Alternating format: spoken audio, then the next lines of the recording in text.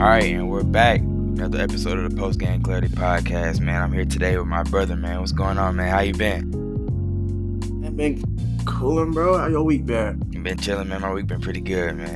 How your week been, man? Oh, just working every day, man. Right, don't stop.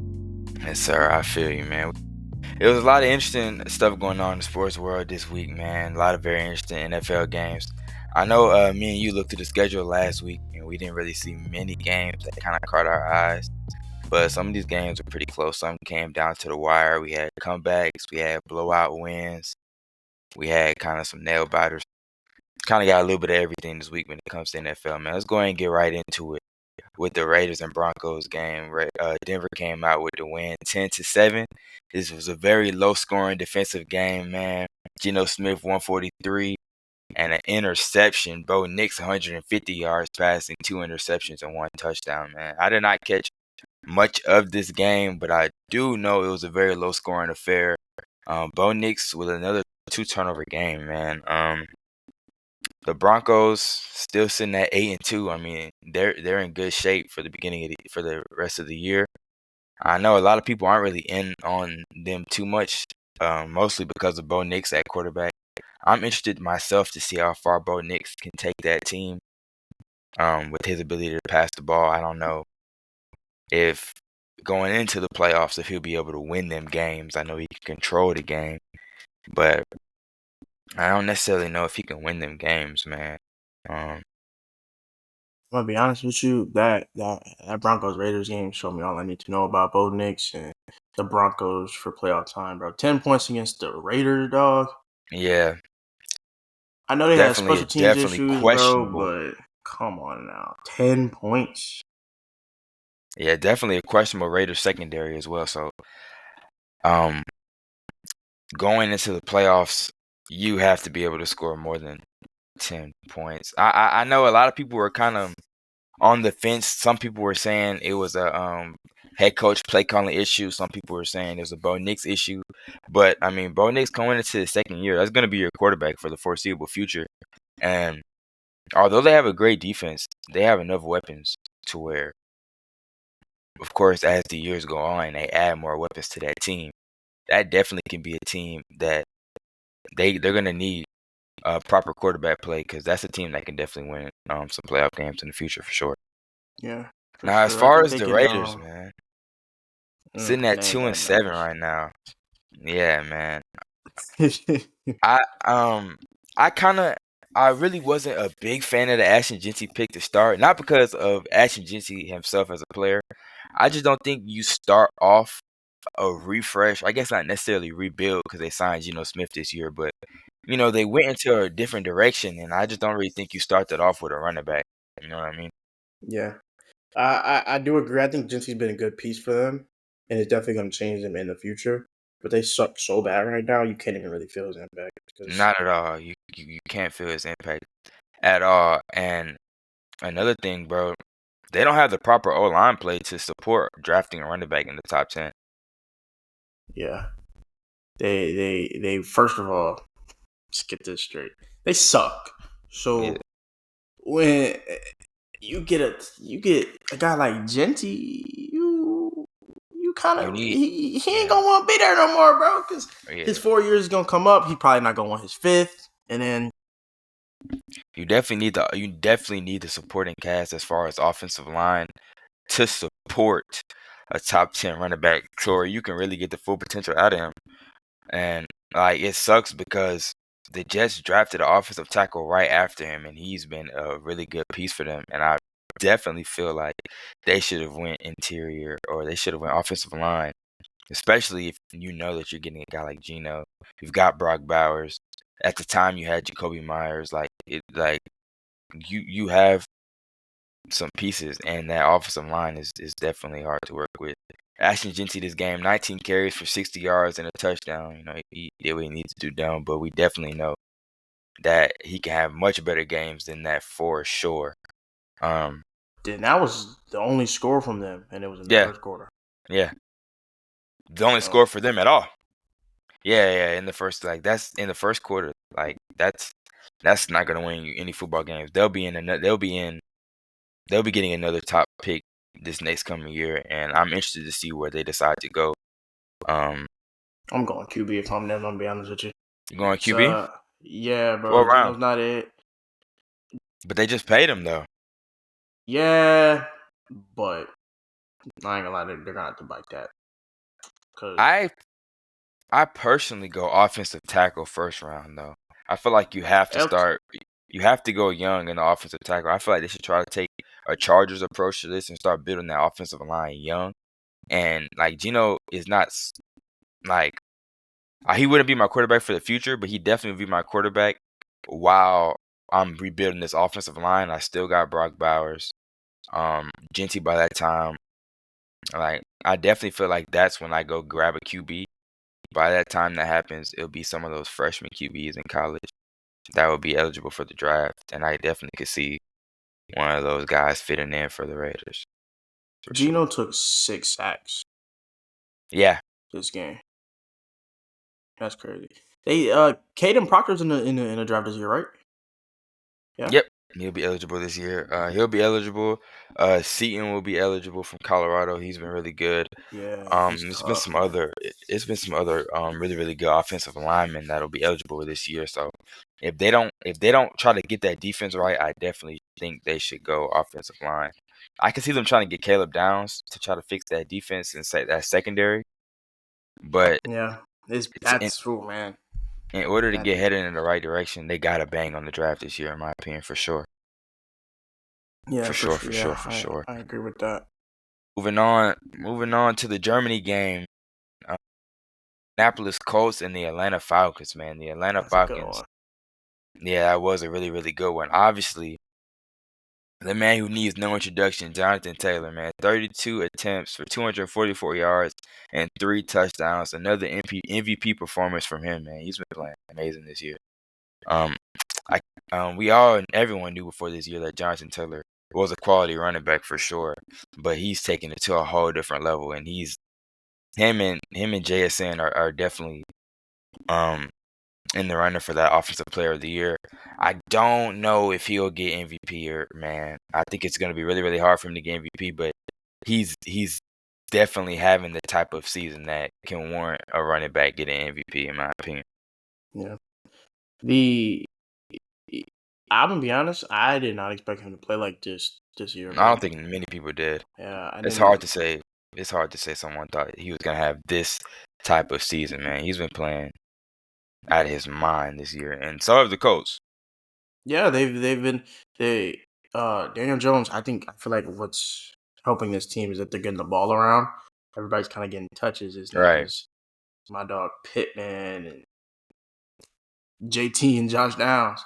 Everybody's getting it. The rookie Tyler Warren, he's getting Tyler Warren, man. He's been very impressive, bro. He's been very impressive this year for sure. Very impressive. An instant impact.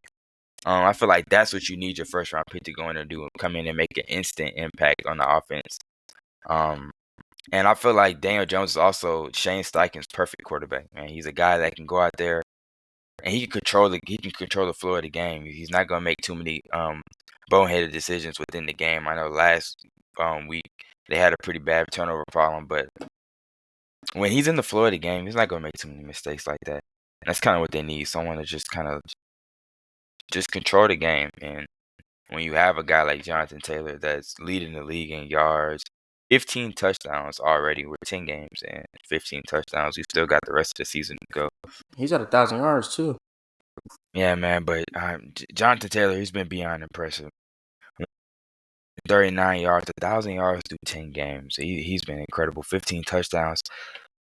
It's obvious, of course, his play has definitely been the difference maker. Shane Steichen being in one of those years, man, to where the Colts had to see something. I mean, you get a new owner, and they drafted very, very, very, very well, man. Of course, Tyler Loren, and they upgraded the line with Cameron Latu. They've had some really well instant impact rookies, and it's taken that team to a new level. Of course, and the new addition of Sauce Gardner, man. I thought he played a pretty good game yesterday too. He traveled with Drake London. Of course, Drake London himself he's continuing to impress with another touchdown grab today. He's definitely looking like a bright spot for sure for the future for the Falcons. But the thing is, man, the Falcons, they have weapons all around, man. Of course, Drake London today, six receptions for 104 yards and a touchdown. Got B.J. Robertson, he went for 74 attempts and 82 yards. The problem with them isn't talent, man. It's just the ability to make it work. I definitely think, um, yeah, it's just execution, man. Speaking of execution, third downs, they've been terrible this year in third downs. Over the last 3 games, they've had a 10% third down conversion rate, bro. 10% over the last 3 games. That's just not a winning formula, man. They've lost 4 in a row now. Like, I mean, they're sitting at 3-6 with all that talent, bro. That's just unacceptable to me. Want to have a conversation about Michael Penix, bro? You think it's time? No, I don't think it's time yet, man, because I just don't really think that Raheem Morris is the right coach for the job, man. I honestly don't. I feel like with a guy like Michael Penix, he definitely needs an offensive-minded head coach around him for sure that can play to his strengths. I just, bro, that defense is one of the best secondaries in the league. You can't have 6 losses like that, man. You honestly can't.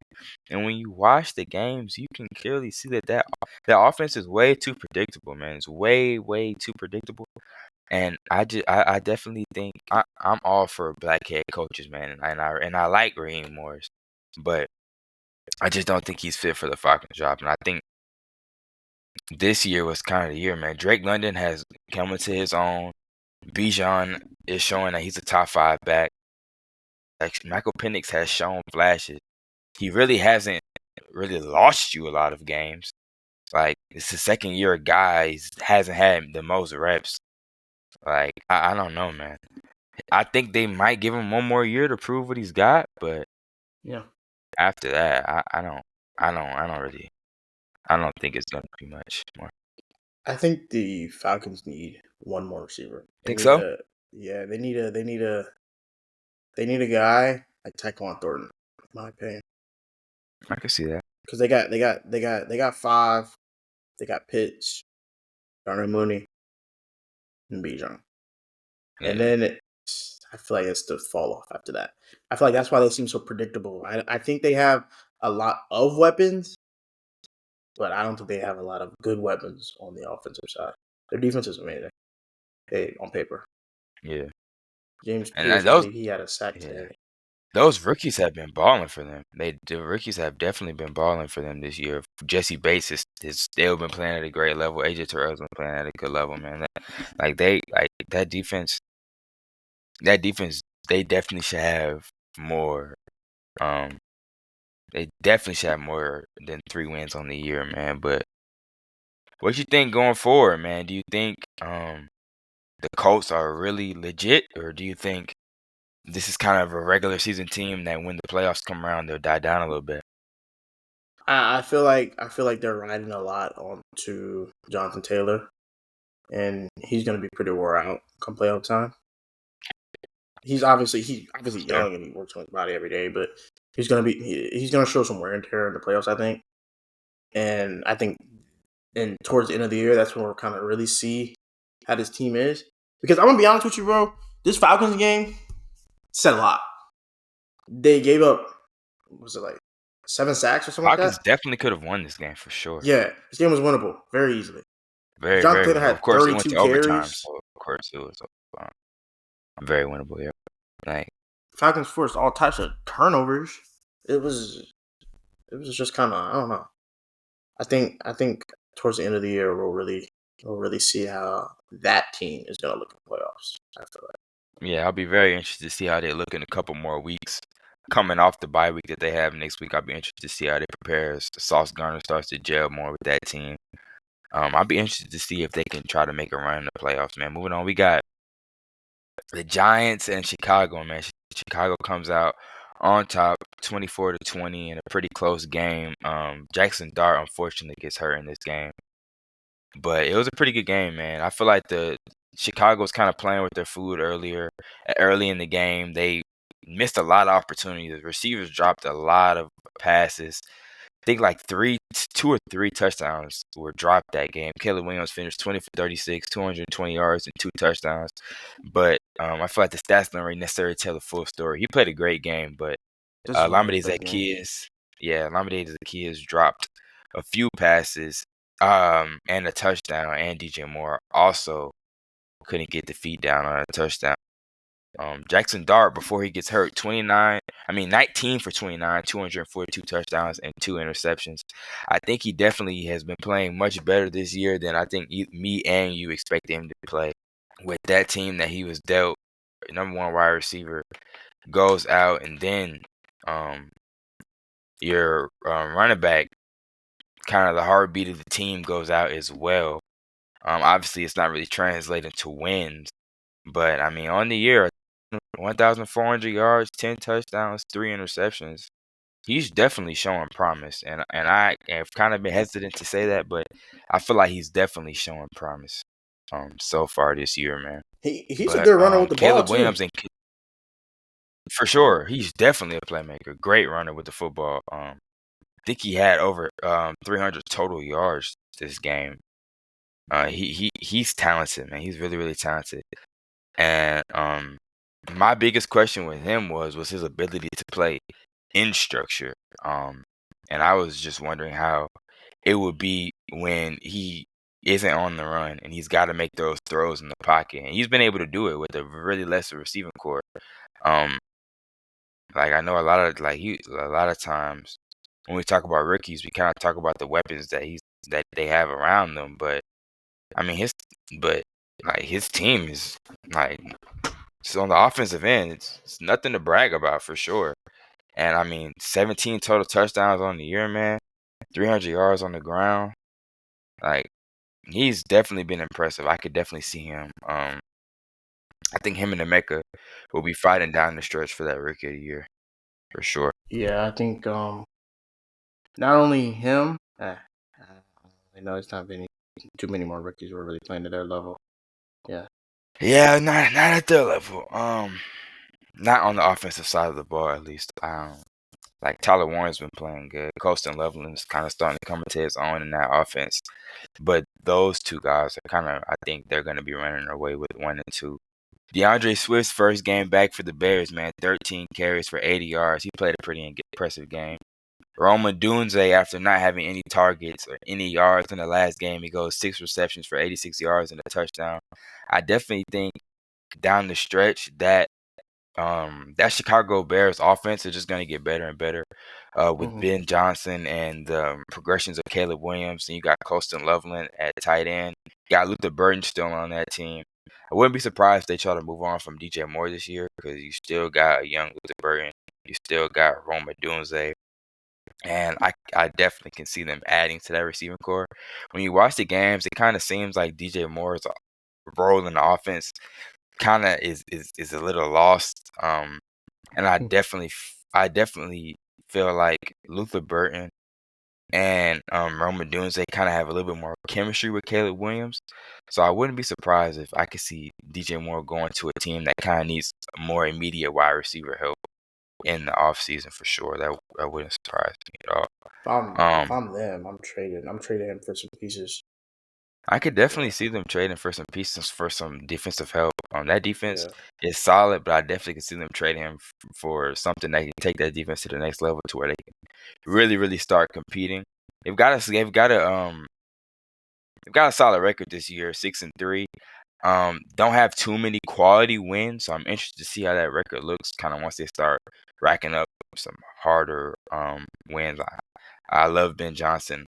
Definitely the most creative play caller in the league. I definitely think that he's going to take Caleb Williams to the next level, and I think that Bears team can be a really serious team in the next couple years for sure. Definitely wouldn't sleep on them coming up, because they're going to shock a lot of people. A huge pickup for them, man. C.J. Garner-Johnson. Sir, man, he had two sacks, I believe, if I'm not mistaken. Yes, sir. 2 tackles for loss, 1 forced fumble, 9 tackles. Ever since he got to that Bears team, man, he has been lights out when they signed him, I said that was a great pickup. That was a really, really clutch midseason pickup for them to elevate that defense. They kind of battled with a lot of injuries on that defense, and he's a guy that's going to bring the energy, and he never quits. So he's a high motor guy. That I seriously believe that they should try to re-sign him in the offseason. He's a really, really good piece for them, man. He led the team in tackles in his second game. While playing safety, that's definitely harder than it looks, harder than it seems to lead a team in tackles. Your second year second game as the safety, like that's impressive, man. That shows the level of not just talent but love for the game he has and the ability to stay to the game, bro. Because he's barely even been there. He's made an instant impact, and I think he will continue to, for sure. Yeah, no more CJ Gardner-Johnson hate coming from me or anybody else. It can't be tolerated, bro. He good in my books. He's definitely proven to people that hate of course he's got a lot of off the field stuff, and a lot of people don't really like him because of how cocky he is, man. But like if you see him like when he's really given the opportunity, he's a game changer for defense. The Texans, I know he asked to be released from the Texans apparently because kind of what they were trying to run defensively really wasn't what he had envisioned when he first got there, and it just kind of really wasn't gelling. But I definitely think he's in the right situation now with the Bears for sure, man. Very impressive, and I kind of the Bears have been one of my favorite teams in the league this year, so I'm definitely wishing the best for them, man. On to this game. I caught this game live, Baltimore versus Minnesota. This game, Baltimore comes out with the win, 27-19. I don't know, man. I think this game was, yeah. I think this game was super winnable for Minnesota. Agent McCarthy with 2 interceptions. One of them kind of really seemed like a miscommunication with him and Justin Jefferson. But like this game, like watching it live, you could just tell how winnable it was. Lamar Jackson, 17 for 29, 176 yards and a touchdown. Agent McCarthy, 20 for 42, 248 yards, 1 touchdown and 2 picks, man. The Vikings defense really kept them in this game, man. Like the Ravens were getting down to the red zone so much, and the Vikings were making them kick 3 for most of the time. They were really keeping the Vikings offense into this game, but it just couldn't seem like they could really capitalize off it, man. But one thing I did notice, man, Jalen Naylor, bro, he had an amazing game. 5 receptions for 124 yards and a touchdown. Kind of really seemed like he was the guy J.J. McCarthy was kind of looking to and kind of trusted, which is, of course, shocking when you have Justin Jefferson on the team. But he kind of seemed like the guy that had the most chemistry with J.J. McCarthy for sure. And he played great against the Ravens secondary. And I just definitely feel like, of course, J.J. McCarthy's still young, hasn't gotten as many of the reps at all that he's needed. I still think, of course, the jury is still out on him. I'm not 100% sold in either direction. I don't think he's a guy that I'm not sure that he's a guy that can lead that team, but I'm also not sure that he's not. I gotta see more. But 2 turnovers in a single score game like that's a game that in the future they've got to come out with the win, man, for sure. That team needs to learn how to run the ball. They need that's 18 carries is and 5 of them are from J.J. McCarthy. That team needs to learn how to run the ball. Right, J.J. definitely. McCarthy's J.J. throwing McCarthy led the team in 42 rushing. passes. Yeah. So And he also led the team in rushing. 5 carries and 48 yards. Yeah, they need to learn how to run the ball. Maybe pick up a running back in the drive, maybe. Yep, he missed a lot of throws, and of course the 2 interceptions are gonna hurt. Doesn't really seem like he has that chemistry with Justin Jefferson yet, to be honest. I saw one of the picks. Jay Jettis is getting a little hate from it, but I don't think he did anything wrong with it. But yeah, I just think he kind of thought bro's gonna cut back the other way, so he's kind of waiting on the cut. And he had defensive help on the other side, so it's kind of no point to over pursue. But I definitely think they got to get that chemistry right, and you still got Jordan Addison on that team. And if Jalen Naylor can just play a little bit, like they don't obviously, of course, can't expect that from him every night. But if they can just get a fraction of that as a wide receiver 3, along with the dependable run game and that defense that they got, I think they'll be in pretty good shape going forward. But they just need JJ McCarthy to go out there and not lose them games. Because if he can do that, they'll be all right. The Ravens, man. Ravens sitting at 4-5, man, I think they have a pretty favorable schedule coming up. So I think they'll be able to sneak into the playoffs. But For sure. how do you feel with them going forward as contenders in the AFC with the team that they have right now? The AFC is kind of stacked right now, so I feel like the only way if they make it to the playoffs, they're going to do good in the playoffs. I'm going to put it like that. Not too many teams in the AFC are going to be the Ravens, but they have to make it because right now the way it's looking, looks like they ain't going to make it. But Definitely be interesting to their see. schedule is pretty sweet, to put it. Yeah. That team can run the ball. He could throw it, but I think they got to finish. It's all about the execution with them. They got to finish. Definitely Zay Flowers. Too many kicks. Yeah. Yeah. Definitely too many field goals. Zay Flowers goes 4 receptions for 74 yards. I'm interested to see, man. The Ravens. The big thing is them just making it to the playoffs, but not being able to make it to the Super Bowl. Man, I always feel like they come up short. Do I think this will be the team that gets over the hump? I don't, but I do think that they are closer to getting over that hump than a lot of people think. Of course, dealing with the unfortunate injuries of Lamar Jackson early in the year definitely does not help when you lose your MVP. Of course, couldn't expect him to win too many games without him. However, I don't necessarily see anything too different from last year because Lamar Jackson's always going to play at an MVP level. Can't get too much better than what he played last year, although he's playing stellar this year. He's playing amazing this year. But I don't think he's going to be the person that has to change. Of course, a knock for him has been how he's played in the playoffs. It kind of seemed like the performance is kind of dim when he gets to the playoffs. Like, I mean, the guy's got 15 touchdowns to 1 interception this year. In the games that he's played, it's not gonna get much better than that, dude. Along with his ability to do what he can do on the ground, but I definitely think they're gonna need efficiency in the run game and consistent stops for the defense and reliable wide receiver help. And if they can get that, I think they'll be able to make a run for it next year for sure. But I just don't think this necessarily is the year for them. But with the Ravens, you can never really count them out, man. Moving on to another game that actually was more entertaining than I expected him to be, man. Jacksonville and Houston. Houston coming out with a 7-point win, 36-29 over Jacksonville. Davis Mills gets the start over an injured CJ Stroud. Definitely interesting performance. I like Davis Mills. I cannot say I expected them to win this game though with him, but my guy Davis Mills goes 27 for 45, 292 yards, 2 touchdowns, and 1 interception. Nico Collins balls out 7 receptions, 136 yards receiving. Definitely impressed by how David Mills played in CJ Stroud's absence. But the bigger thing, bro, is Trevor Lawrence, man. Another game from him where you just kind of want if they will really go in the right. Will they really? Do you think they will keep him moving forward, man? Hey, bro, I said in the last episode, Trevor Lawrence, not the guy. He's not the guy that I would pick this year.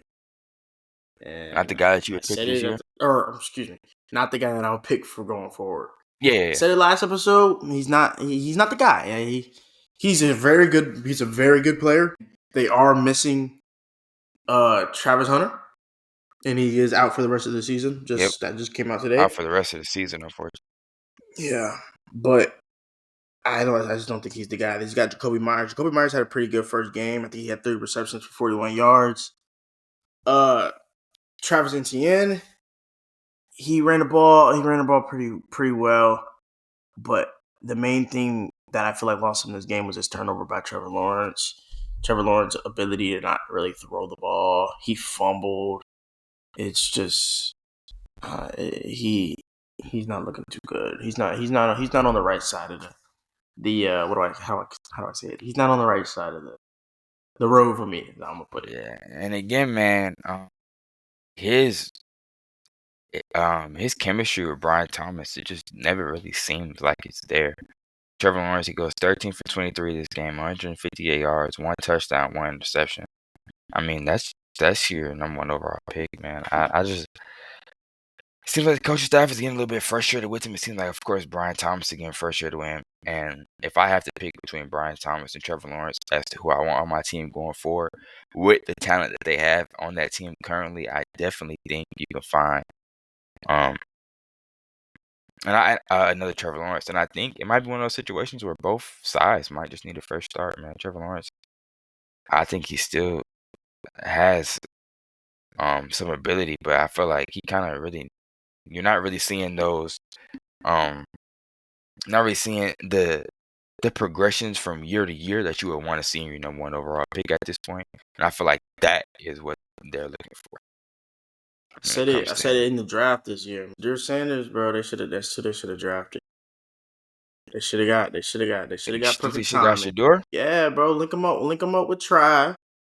You're learning behind Trevor Lawrence. Trevor Lawrence has good skills. He's got the physical tools. You play him. Yeah, bro. If Shedeur plays like himself and has a little Trevor Lawrence in him, come on now. And he's got his main man Tribe, bro. That's what they should have did with one of their picks, bro. Because what Shedeur drop down to 5th, bro? Come on now. Yeah, they should have. I definitely think that would have been. I think that would have been interesting to see. I feel like for now, they might just need a veteran. I think they just might need a veteran quarterback, man, just to feed their guys with that system. They definitely have had some great plays drafted. I mean, they've definitely had some great plays called up. I don't really think it's a head coaching issue at all. Liam Cohen has done a great job, in my opinion, so far. But I mean, Trevor Lawrence, 10 touchdowns and 7 interceptions on here. That just can't happen when you've had multiple years in the league, man. You've had opportunities to get better. They've upgraded pieces around you. They've gotten you number 1 overall. They've gotten you first-round wide receivers. They got you another first-round wide receiver. They go grab another receiver for you from the Las Vegas Raiders. Like, they're trying to surround you with weapons, and it kind of really never seems like they're getting the leap in production that they kind of expected out of their number 1 overall pick. And I definitely can see Lincoln go for another quarterback in the future. Definitely, I don't know if it'll be a rookie right away, but I definitely think that they'll go another direction, man, because they've got talent on this team to win sooner than later. So I for sure don't think that is one of those things where you kind of just sit around and wait to where Trevor Lawrence figures it out. I definitely think they'll go and attack another person in the future. Another good game, man. New England and Tampa Bay. Huh? Oh no, I was just gonna say that defense definitely had. I think the defense had the biggest role in that loss, though. Definitely. I'm not just gonna put it all on Trevor. 26 points in the first quarter, fourth quarter, insane. But the Jaguars also, you have to put something up in the fourth, bro. 0 points. Yeah, facts, definitely. Go ahead. Man, another great game, man. I think me and you both thought this game would be an interesting one. New England at Tampa Bay, man. New England comes out with the dub 28-3. Yeah. I think that's game of the week. For me. I definitely can see that. Yeah. Definitely can see that for sure. I definitely can see that. Trevion Henderson with a breakout game, man. He's finally had the game that a lot of people expected for him to have. A lot of people have been begging for him to get more touches, but he got them today, man. 14 attempts for 147 yards and 2 touchdowns on the ground, man. He had an amazing game. And I feel like if they can get consistent production out of him, that can take this team to the very next level, man. Drake May is gonna be who he's gonna be. he's the type of quarterback to where he doesn't need much receiving help around him. He can kind of make um anything work as long as, I think, in my opinion, as long as he has a veteran receiver in his locker room with some solid pieces under that, he can definitely make things work. Stephon Diggs has been a solid third down guy for them and kind of a safety blanket for them. For Drake May, and Drake May's been playing elite this year, man. He had a solid game today. It wasn't his kind of his best outing offensively, but he handled business, and that's kind of what it's going to come down to. He continues his MVP campaign. He went 16 for 31, 270 yards, 2 touchdowns, and 1 interception. Baker Mayfield goes 28 for 43, 273 yards, and 3 touchdowns. Baker Mayfield himself continues to have a great year. Unfortunately, of course, the Bucs fell short this game. Baker Mayfield is having another great year, man, and he's continuing to show that he's one of the elites in this league at the quarterback position, and he can go win you a game any given Sunday, man. He's definitely a dog. I love Baker.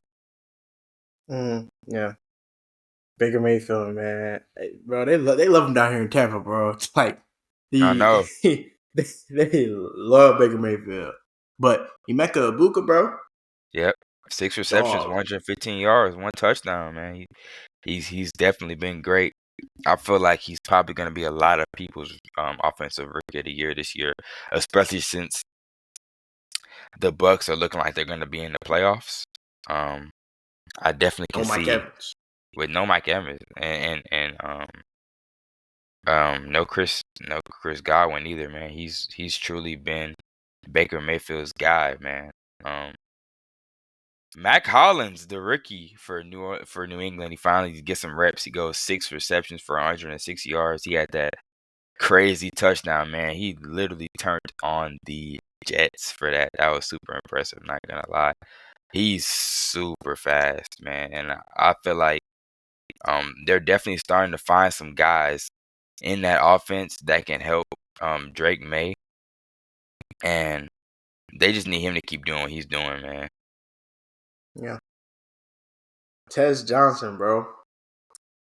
I got the luxury to see that man. Oh, that little guy. No disrespect, Tez. He about my height though. But Tez Johnson, bro. He had on 2 tutties. I think this is his.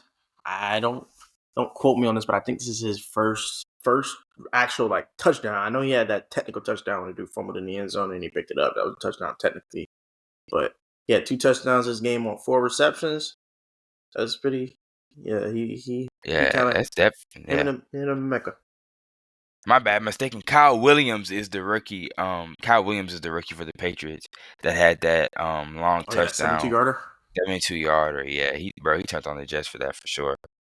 Um, yeah, definitely, bro. Ted Johnson has been really, really impressive this year, for sure. And like I said, man, he's gonna be a guy that's gonna be in the rotation as well. And the Bucs will not be a team that many people will want to see when they get fully healthy if Baker Mayfield continues to play at the level he's playing with right now. Now the Patriots going forward, man, do you think they're gonna be a team that's gonna be at the top of the AFC for years to come with Drake May playing at this level? Do you think they'll be a one of those teams that's going to be in the mix this year, or do you think it's going to take another years for them to really start getting in the mix when it comes to playoffs? I think this year they'll go pretty deep to the Okay. playoffs. Yep. I don't think they're gonna make the championship game, Yep. but I feel like they'll have a Texans.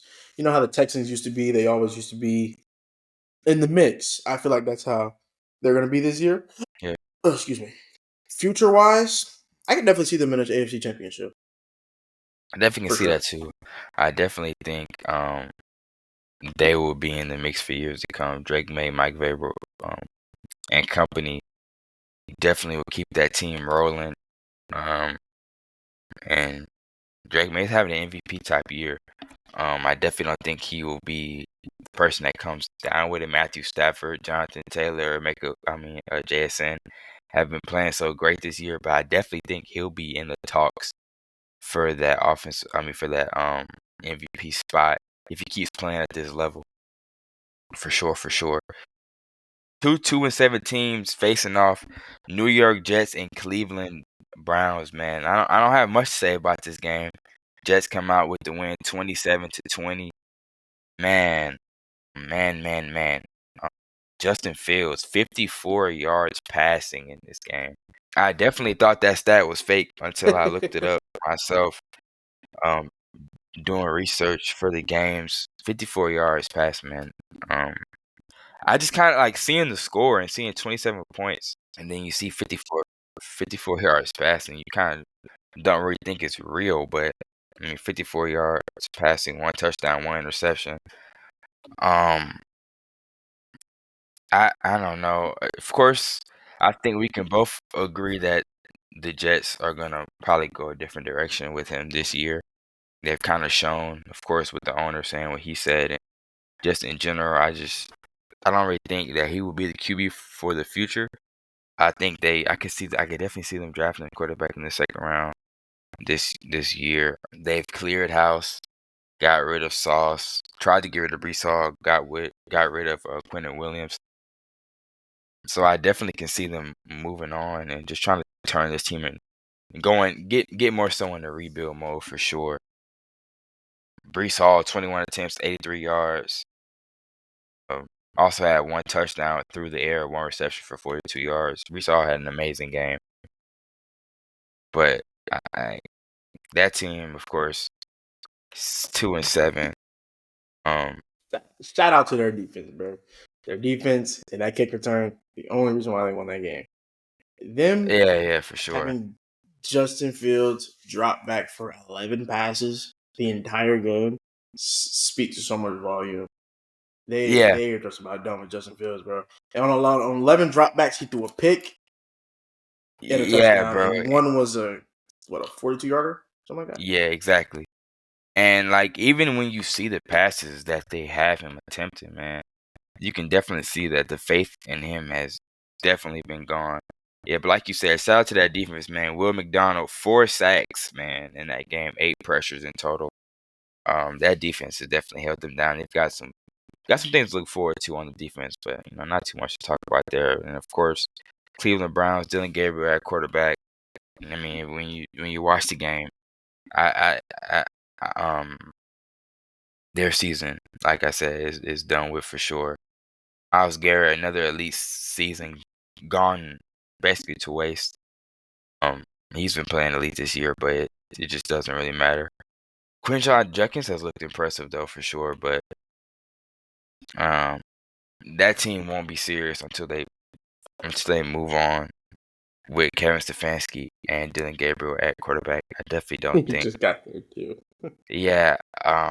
Of course, everybody wants to try out Shador, and I really should just see what Shador can come in there and do. But I definitely think that team has a lot of more problems outside of just the quarterback, but they've got talent on that roster, and they're definitely not 2-7 bad, especially with that defense. Dylan Gabriel, just not really an impressive outing at all. It's like if you look at the stats, they look bad, but they don't even look as bad as how he actually played.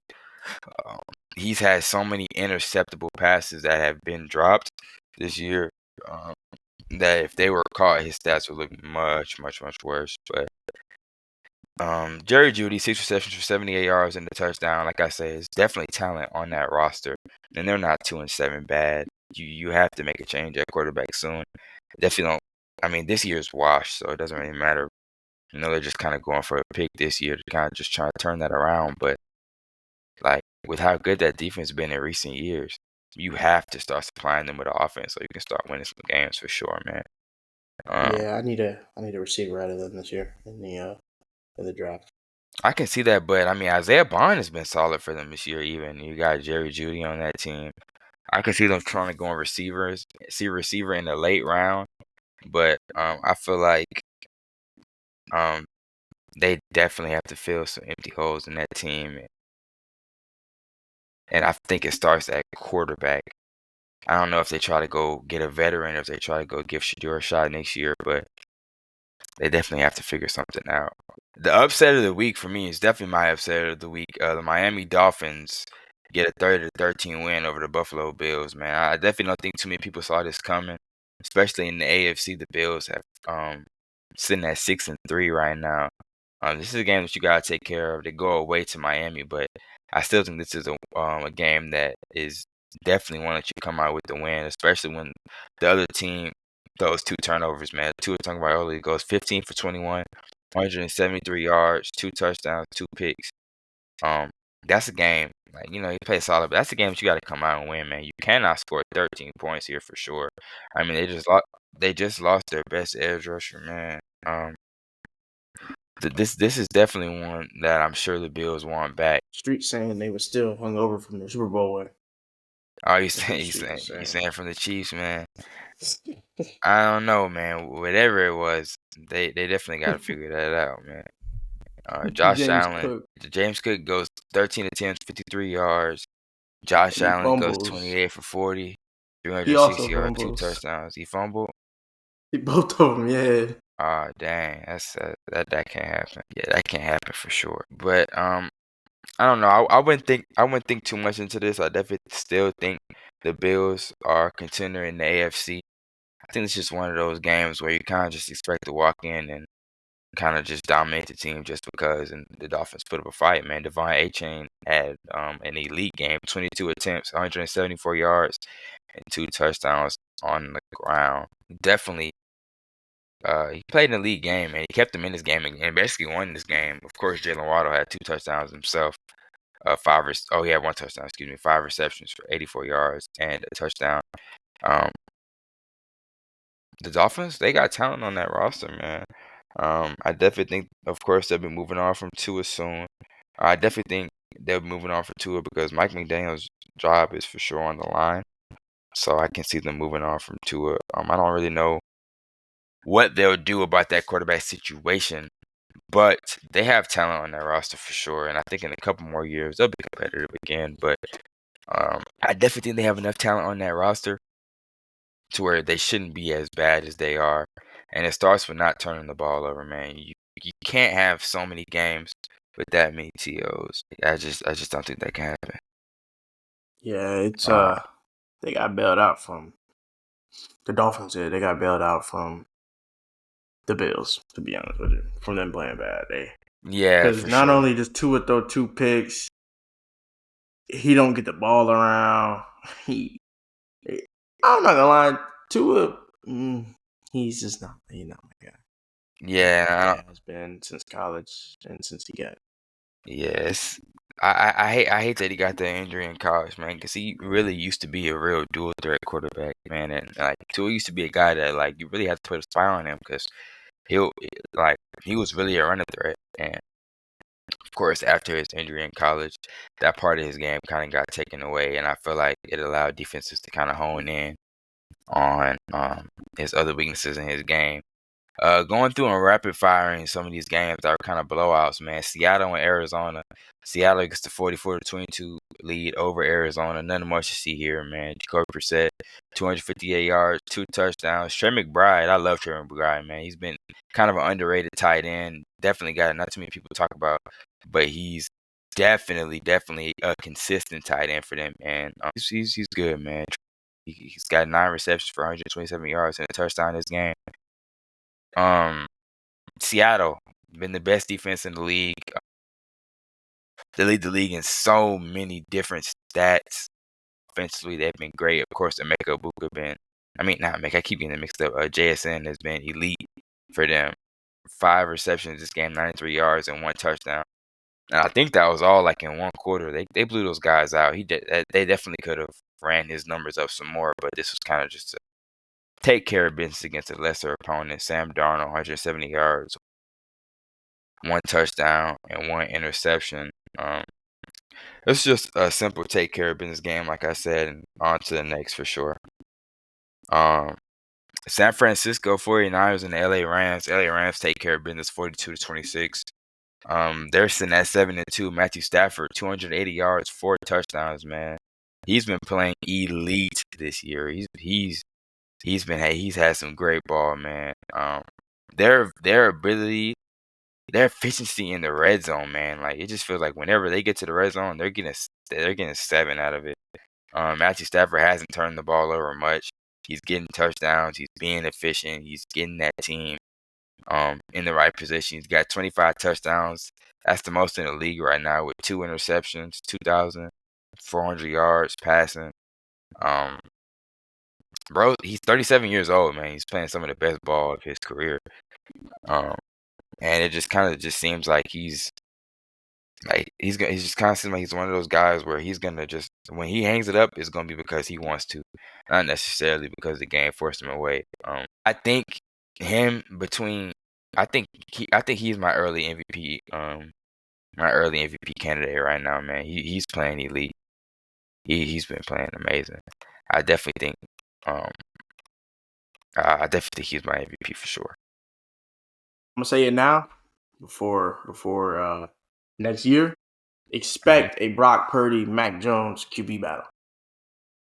I definitely can see that. Mac Jones, 219 yards, 3 touchdowns, 1 interception. They lost, but definitely not because of them, man. That defense is just depleted. It feels like they lose a guy every week. Yeah. And them losing their linebacker really sucks. Yeah, Fred Warner, and they've lost so many other people this year. Yeah, Fred Warner. Yes, Fred Warner.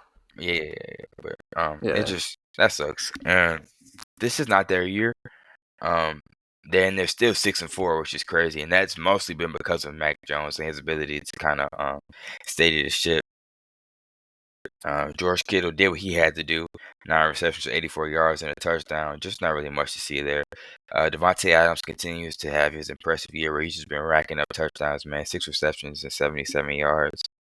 Definitely impressive. 49ers are always going to be a team that's going to be in the mix. I think next year, I mean, when you have the type of genius they have at head coach and their offensive scheme, it doesn't really matter who's at quarterback. They're going to get the job done as long as you have a guy that can get to playmakers in space. Mac Jones has been doing more than asked for that team for sure, and he's been super, super impressive. And I definitely can see them having some conversations, and it'll be interesting to see what they do with Brock Purdy after seeing how Mac Jones handles this offense. Another game that was kind of a blowout, man. Detroit Lions 44-22 win over the Washington Commanders, man. No Jaden Daniels for the Washington Commanders. Marcus Mariota gets to start for this game. Very interesting game because Brian Dable takes over. I mean, not Brian Dable. Dan Campbell takes over play calling duties this game for the Detroit Lions after some inconsistencies on offense from them, and he puts up 44 points. I like Dan Campbell, man. I really, really do. He's super creative, and I kind of think he's an underappreciated type of coach. A lot of people think he kind of does a little bit less than he actually really does. And like this game just showed that, of course, it's against a kind of depleted team in the Washington Commanders, but still, great game. Super impressive. Jared Goff, 25 for 33, 220 yards and 3 touchdowns. I think what makes the Lions so scary is their efficiency and their ability to get different things in their offense done at such an efficient level, man. Jahmyr Gibbs, 15 attempts for 142 yards and 2 touchdowns. And of course, J-Mo, 6 receptions for 120 and a touchdown, man. Dan Campbell, you can see Dan Campbell definitely wanted to get him involved. I know they have a great relationship, and you can tell that Dan Campbell made an effort to get him involved early. And the Lions are always going to be a team in the next years to come that are going to be competitive as long as Dan Campbell is their head coach for sure. And like Washington Commanders, of course, you don't got your guy Marcus Mariota go 16 for 22, 213 and a touchdown. That's really all you can ask for from him. Yeah, definitely. Yeah, not bad at all. Like that's not, you can't really ask too much more from him than that, man. You don't got your starter. This year is just a wash for them. They've been dealing with too many injuries. They've got to find a way to keep Jaden Daniels healthy. Jaden Daniels got to find a way to keep himself healthy and just stay safe out there on the field, man. Almost their entire team, really, bro. Because you got definitely Scary Terry, bro. Jaden Daniels, of course. What's his name? Traylon Burks. Yeah. He's down. That running back Austin Eckler, bro. Yeah. So that kind of Might be hurt time for him to this call year. it quits. It's kind of hard for any running back to come back from an injury like he just had. Right. But and he's older. You're probably right. It's probably time for him to give it up.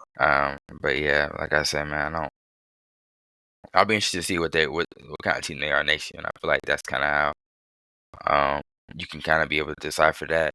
LA Chargers and Pittsburgh Steelers. LA Chargers come out with the dub 25-10 over Pittsburgh. Aaron Rodgers throws two costly interceptions, man. It was kind of battle of the defenses at first, man. Kind of low scoring affair, but it just, I don't know. Aaron Rodgers, it didn't really seem like the offense was kind of clicking for the Steelers. Aaron Rodgers missed DK Metcalf for a touchdown early. Some drops, some third down miscommunications. It just didn't really seem like they were ready offensively for this game. They only get 10 points on the board, and the Chargers come away with a win. Justin Herbert, 220 yards passing and one touchdown. Lad McConkey, 4 receptions for 170 yards and a touchdown. Impressive game for him, and the Chargers keep rolling. They're at 7-3 right now, and they've been looking pretty impressive this year. And they just keep winning, man. Justin Herbert, he's a guy. The offensive line, they've had injury issues. They've been rotating some guys around the offensive line, but they get it done against a really, really good Pittsburgh team. But a thing about Pittsburgh that I did notice during the game is Jalen Ramsey at safety, and I did not hate it. I kind of liked him at safety. You could tell it looked natural. It didn't look like he was still kind of trying to figure it out. Of course, he's a veteran guy, but that's not an easy switch. It looked natural. I was very impressed with that. Last game of the week for the NFL, Philadelphia gets the win in a very, very low-scoring game, 10-7 against the Green Bay Packers. Jalen Hurts, 183 yards and a touchdown, and Jordan Love finished with 176 yards and no touchdowns. Josh Jacobs gets the only touchdown of the game for them with 21 carries and 74 yards to go along with it. I feel like both teams in this game were kind of really trying to hand each other the game. This was a game that was 0-0 at halftime. Monte Smith scores late for the Eagles, 4 receptions for 69 yards for him. Saquon Barkley had 22 yards and 22 carries for 60 yards in that game. Very low scoring game. I feel like the Packers really couldn't handle Philadelphia Eagles pass rush this game. They were getting a whole bunch of pressures on Jordan Love. Another guy, speaking of pressures, man, Michael Parsons played great. Really might not show up on the stat sheet, man, but he had so many pressures, and he was definitely disrupting that game with his pass rushing ability off the edge, man. The Green Bay Packers sit at 5-3-1, and the Philadelphia Eagles take over the number one spot in the NFC with the 7-2 record, man. But it's definitely an ugly, ugly win. Two solid teams. Not really sold. I'm not sold on the Green Bay Packers yet, man. I'm really not. Their inconsistencies on offense, they're Yeah, dealing with some injuries. You got Tucker Kraft hurt. You got Matthew Golden hurt, but I don't know, man. I still got to see a little bit more from them consistently. I agree. They get consistent, they'll be up there in the NFC. I definitely can see that. But I gotta see the consistency from Matt LaFleur and Jordan Love. They have a lot of talent on that team, and that defense is looking really, really, really good. So I'll be interested to see what they can do going forward. One thing that we talked about last episode that we said we were bringing to this episode was the Heisman rankings list. And this week, we're gonna try to push out 2 episodes this week. So next episode we'll be diving much more into the college aspects of college basketball, some NBA, and some CFP playoff rankings. Man, we'll dive into what we think of the playoff teams and kind of what we think about the scenery that's going on. We got some really, really good games this week. Before we get out of here, man, we're gonna look at this, look at our Heisman list, and let me know who you got for your. I don't know if you did top 3 or top 5 for the Heisman, but whoever you got, let me know. Talk to me. I have a top 5, but I don't even gotta say it, bro. Ty Simpson. Heisman. I definitely do agree. Ty Simpson had another great game against LSU, and I feel like he's my Heisman just simply because of what the Alabama offense asks him to do. They ask him to do so much, with just looking at like seeing the protect, like he makes that offense run, and just his control at the line of scrimmage, his ability to play make in and out of structure. I think people underrate his arm, man. His ability to move. He can move, but some other quarterbacks have definitely been impressive. I kind of made a little bit of a top five. Well, I got an honorable mention and I got a top five. Honorable mention at number 6, I got Darren Mensah, quarterback out of Duke. Man, he's been playing really, really good. He's been really, really impressive. 2,700 yards, 2,800 yards passing, 24 touchdowns and 4 picks. Only reason why he's that low for me is just it hasn't really translated to wins. But it's been impressive because that Duke squad doesn't have much big name guys, and he's kind of been making that team run kind of by himself. And you can definitely see that. You can definitely see his arm talent. I can see him transferring this year if he doesn't go to the draft to another team. I can see Miami getting him next year at starting quarterback. But he's definitely one of those guys that the arm talent is there.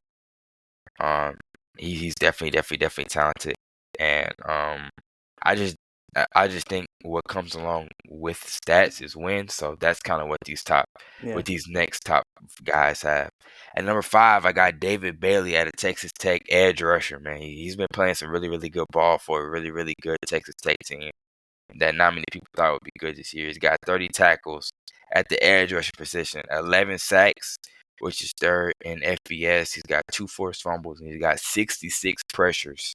That leads to FBS. So he's definitely been playing out of his mind for a Texas Tech defense that's probably been the one of the best, if not the best, in the country, and that's big credit to him for that. So that's why he's at number 5.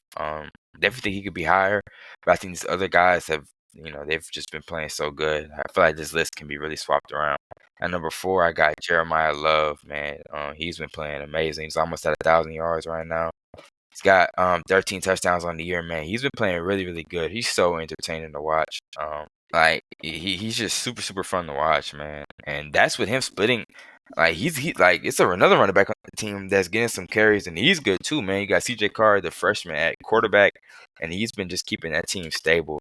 Like I say, his 988 rushing yards is 5th in the nation. 13 touchdowns is 3rd in the nation. He is super fun. I think he's for sure going to be the first running back taken off the board this year in the next draft. And I think he can definitely be a piece that can get NFL teams to the next level for sure, man. He's super fun to watch. He's just definitely very, very fun to watch. Number 3, this might be a shocker. I got Haynes King. He's fun. For me, I just think he cracked my top 3 simply because he is literally that offense. He leads them in passing, of course, leads them in rushing. He's got 2,700 yards total with 23 total touchdowns and 5 total turnovers.